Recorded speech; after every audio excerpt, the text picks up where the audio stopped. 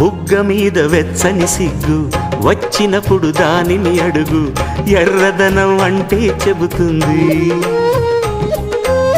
పెదవి కొమ్మ పూసిన పువ్వు అందమైన నీ చిరునవ్వు, తెల్ల రంగు అట్టా ఉంటుంది.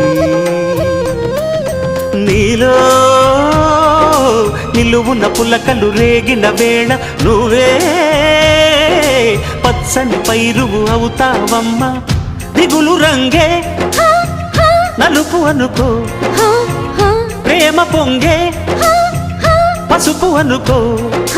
భావాలను గమనిస్తుంటే ప్రతి రంగును చూస్తున్నట్టే, చూపులు ఎవరివైనా చూపించే లోకం ఒకటి.